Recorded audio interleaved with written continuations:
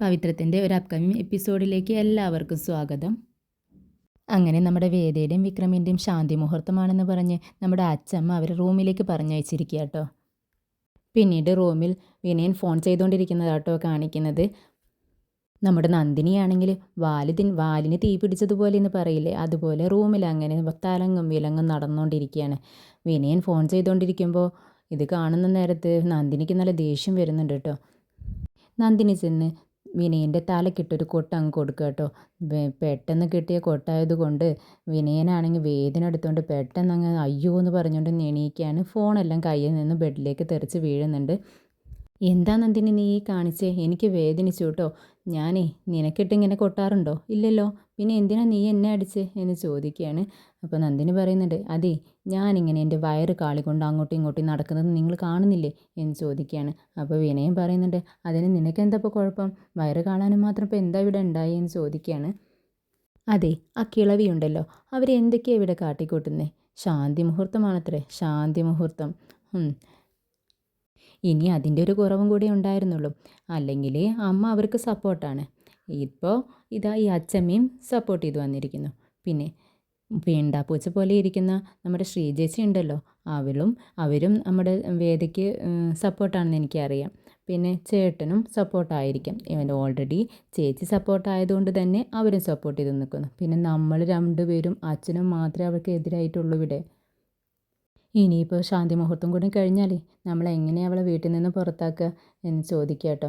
അപ്പോൾ എടി മണ്ടി എന്ന് പറയുകയാണ് വിനയൻ. എന്നിട്ട് പറയുന്നുണ്ട്, നീ ധൈര്യമായിരിക്കുക, ആര് വേണമെങ്കിലും സപ്പോർട്ട് ചെയ്തോട്ടെ.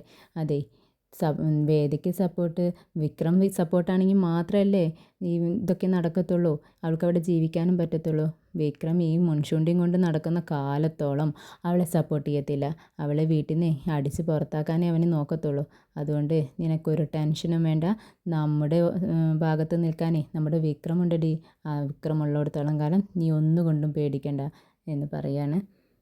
ഇത് കേൾക്കുന്ന നന്ദിനിക്ക് സന്തോഷമാവും കേട്ടോ. ഓ, നിങ്ങളത് പറഞ്ഞത് നന്നായി, ഞാൻ അത്രയ്ക്ക് അങ്ങ് ചിന്തിച്ചില്ല കേട്ടോ. അപ്പോൾ നിങ്ങൾക്ക് ബുദ്ധിയൊക്കെ ഉണ്ടല്ലേ എന്നും പറഞ്ഞുകൊണ്ട് ചിരിക്കുക കേട്ടോ. പിറ്റേന്ന് രാവിലെ വിക്രം ഉറക്കത്തിൽ നിന്നും കണ്ണു തുറന്ന് നോക്കുമ്പോൾ കാണുന്നത് ആപ്പിൾ കഴിച്ചുകൊണ്ടിരിക്കുന്ന വേദയാട്ടോ. വേദ എണീറ്റ് നിന്ന് ഡോറിനടുത്ത് പോയി നിന്ന് ഇങ്ങനെ ചാരി നിന്നുകൊണ്ട് ഇങ്ങനെ ആപ്പിൾ ഇങ്ങനെ കഴിച്ചുകൊണ്ടിരിക്കുകയാണ്. അപ്പോൾ വിക്രം എഴുന്നേറ്റിരുന്നിട്ട് പറയും, അതെ ഞാൻ ഇന്നലെ രാത്രി കുറച്ചധികം ഉറങ്ങിപ്പോയി, അതുകൊണ്ട് എഴുന്നേൽക്കാൻ നേരം വൈകി എന്ന് പറയാണ്. അപ്പോൾ വേദ പറയുന്നുണ്ട്, ഇറ്റ്സ് ഓക്കെ, നിങ്ങൾക്ക് വേണോ ആപ്പിൾ എന്ന് ചോദിക്കുകയാണ്. അപ്പോൾ വിക്രം പറയുന്നത്, എനിക്കൊന്നും വേണ്ട. പിന്നെ ഒരു കാര്യം, ഇവിടുന്ന് റൂമിൽ നിന്ന് പുറത്തിറങ്ങി ഇവിടെ തന്നെ എല്ലാവരും ചോദിക്കും എന്ന് പറയുമ്പോഴേക്കും വേദ പറയുന്നുണ്ട്, ആ എല്ലാവരും ചോദിക്കും, നിങ്ങളെന്തിനാ നാണം വരുന്നേ, നിങ്ങൾക്ക് എന്തിനാ ഇങ്ങനെ നാണം വരുന്നേ, എല്ലാം ശരിക്കും നടന്നില്ല, ശരിയായ രീതിയിൽ തന്നെ നടന്നില്ലേ എന്നല്ലേ ചോദിക്കുക എന്ന് പറയുകയാണ്. അപ്പോൾ വിക്രം പറയുന്നുണ്ട്, അതെ അമ്മ ചോദിച്ചാലും കുഴപ്പമില്ല, പക്ഷേ ആ അച്ചമ്മയുണ്ടല്ലോ, അവരെ എല്ലാവരുടെയും ഇടയിൽ വെച്ചിട്ട് എന്നെ നാണം കെടുത്തും. അമ്മാതിരി ചോദ്യങ്ങളാണ് അവർ ചോദിക്കുക എന്ന് പറയുന്നുണ്ട് വിക്രം. ഏയ് നിങ്ങളോട് ആരും ഒന്നും ചോദിക്കത്തില്ല, എന്നോടല്ലേ ചോദിക്കുക, അപ്പോൾ ഞാനത് മാനേജ് ചെയ്തോളാം എന്ന് പറയാട്ടോ വേദ. അപ്പോൾ വിക്രം ചോദിക്കുന്നുണ്ട്, നീ എന്താ പറയാനാണ് പോണത്? അവർ ചോദിക്കുമ്പോൾ നീ എന്ത് മറുപടി പറയുന്നു പറയാണ്. അപ്പോൾ വേദ പറയുന്നുണ്ട്, ആരെന്ത് വിചാരിക്കാനാ, നമുക്കിടയിലൊന്നും നടന്നിട്ടില്ലല്ലോ, അപ്പോൾ പിന്നെ ഒന്നും പറയാനുമില്ല എനിക്ക്. പിന്നെ അച്ഛൻ, അമ്മ, ചേച്ചി, ചേട്ടത്തി അവർക്കെല്ലാം നമ്മളെ പറ്റിയിട്ടറിയാം. നമ്മൾ പരസ്പരം അങ്ങനെയൊന്നും നടക്കത്തില്ല എന്ന് അവർക്കറിയാം. പിന്നെ വിചാരിക്കുന്നത് നമ്മുടെ അച്ഛമ്മയാണ്. അച്ഛമ്മ എന്തെങ്കിലുമൊക്കെ സംഭവിച്ചു എന്ന് വിചാരിക്കും. പക്ഷേ ഞാനിപ്പോൾ അച്ഛമ്മയുടെ അടുത്ത് എന്ത് പറയണമെന്നാണ് വിചാരിക്കുന്നത്, സത്യം പറയണോ സത്യം പറയണ്ടേ എന്നിങ്ങനെ ആലോചിച്ചുകൊണ്ടിരിക്കുക എന്ന് പറയാണ്. എടീ അങ്ങനെയൊന്നും പറയാതെടി, ഇവിടെ ഒന്നും നടന്നില്ലെന്ന് അച്ഛമ്മ അറിഞ്ഞു കഴിഞ്ഞാൽ അച്ഛമ്മയുടെ മനസ്സിന് വിഷമാവും. അതുകൊണ്ട് നീ അങ്ങനെയൊന്നും തുറന്ന് പറയല്ലേ എന്ന് പറയാട്ടോ വിക്രം. ആ ഓക്കെ, എന്താ ചെയ്യേണ്ടതെന്ന് ഞാനൊന്ന് ആലോചിക്കട്ടെ എന്ന് പറഞ്ഞ് വേദ അങ്ങോട്ട് പോവുകയാണ് കേട്ടോ. പിന്നീട് കമലാമ്മ അച്ചമ്മയ്ക്ക് കാപ്പി കൊണ്ടു കൊടുക്കുന്നത് കാണിക്കുന്നുണ്ട്. കാപ്പി കുടിച്ചതിന് ശേഷം അച്ചമ്മ പറയുന്നുണ്ട്, എന്താ കമല ഇന്നത്തെ കാപ്പിക്ക് നല്ല ടേസ്റ്റ് ഉണ്ടല്ലോ. അതെ അമ്മേ, അബി പറഞ്ഞു തന്നതാ, ഇത് ഇൻസ്റ്റൻറ്റ് കോഫിയാണ്. ഇൻസ്റ്റൻറ്റ് കോഫി ആകുമ്പോൾ അടിപൊളിയാവുന്നേ, അബിയാണ് വേദയാണ് പറഞ്ഞത്, അതുകൊണ്ടാണ് ഇത്രയും ടേസ്റ്റ് എന്ന് പറയുകയാണ്. എന്തായാലും കാപ്പി സൂപ്പറായിട്ടുണ്ട്. പിന്നെ അച്ചമ്മ മാഷിനെ നോക്കിയിട്ട് പറയുന്നുണ്ട് കേട്ടോ, എടാ മോനെ, നിനക്ക് വർഷത്തിലൊരു തവണയെങ്കിലും എന്നെ കാണാൻ വേണ്ടി വന്നൂടെ? എനിക്ക് ആണായിട്ടും പെണ്ണായിട്ടും നീ ഒരുത്തനല്ലേ ഉള്ളൂ. എത്ര ലാളിച്ച് വളർത്തിയതാ നിന്നെ ഞാൻ. ഈ വീട്ടിലേക്ക് ഞാനൊരു കിളവി മാത്രമേ ഉള്ളൂ എന്ന് വെച്ചിട്ട് ഇവിടെ ആരും തന്നെ ഒന്ന് എത്തി നോക്കുക കൂടിയില്ല. അപ്പോൾ എനിക്കും ഇല്ലേടാ ഓരോ ആഗ്രഹങ്ങളൊക്കെ. നിൻ്റെ മക്കളും പേരക്കുട്ടികളും എല്ലാം ഈ വീട്ടിൽ കളിച്ച് നടക്കണമെന്നൊരു അത് കാണണം എന്നുള്ള ആഗ്രഹം എനിക്കുണ്ടായിരുന്നു. പക്ഷെ അതൊന്നും നടന്നില്ല. നിനക്ക് പഠിച്ച് ഒരു ഗവൺമെൻറ് ജോലി വേണമെന്ന് പറഞ്ഞു. അത് ഞാൻ അങ്ങനെ അനുസരിക്കുകയും നിൻ്റെ ആഗ്രഹം നടന്നോട്ടെ എന്ന് വിചാരിച്ച് ഞാൻ അതുപോലെ ചെയ്യുകയും ചെയ്തു. നിന്നെ പഠിപ്പിച്ച് വലിയൊരു ജോലിയൊക്കെ ആക്കി നീ ഈ നാട് വിട്ടു പോവുകയും ചെയ്തു. അന്ന് ഞാനതിന് എതിര് നിന്നിരുന്നെങ്കിലേ എനിക്കിങ്ങനെ ഒന്നും സംഭവിക്കില്ലായിരുന്നു എന്ന് പറഞ്ഞ് അച്ചമ്മ നല്ല വിഷമത്തോടെ കേട്ടോ പറയുന്നത്. അത് കേൾക്കുമ്പോൾ മാഷിന് ഇത്തിരി വിഷമം വരുന്നുണ്ട്. എന്നിട്ട് പറയുന്നുണ്ട്, ഇല്ല അമ്മേ, ഇനി വർഷത്തിലൊരു തവണയെങ്കിലും അമ്മയെ കണ്ടിട്ട് പോകാൻ ഞാൻ ശ്രമിക്കാം എന്ന് പറയാണ്. നീ എന്നെ നോക്കിയില്ലെങ്കിലേ എൻ്റെ വേദമോൾ എന്നെ നോക്കും, ആ ഉറപ്പ് എനിക്കുണ്ട്. ഒരു പുരുഷൻ്റെ വിജയത്തിന് പിറകിലേ ഒരു സ്ത്രീ ഉണ്ടായിരിക്കും. അതുപോലെ നമ്മുടെ വിക്രമും വിജയിക്കും. അതിന് പിറകിലേ നമ്മുടെ വേദമോളായിരിക്കും. നിനക്ക് വേറെയും 2 മക്കളുണ്ടല്ലോ. അവരുടെ കാര്യം തന്നെ നീ ഒന്ന് എടുത്ത് നോക്ക്.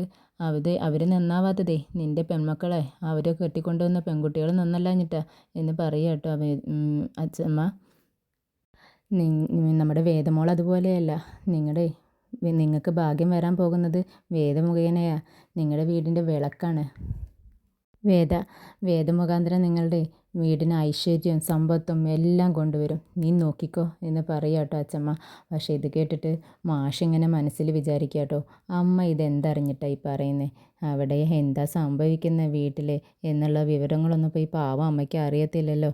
ഞങ്ങൾ പറഞ്ഞ ഈ ഒരു കെട്ടുകഥ മാത്രമല്ലേ അമ്മയ്ക്ക് അറിയൂ എന്ന് പറയുക കേട്ടോ. മനസ്സിൽ വിചാരിക്കുകയാണ് മാഷ്. അമ്മ ഇതെന്തറിഞ്ഞിട്ടാണ് പറയണേ?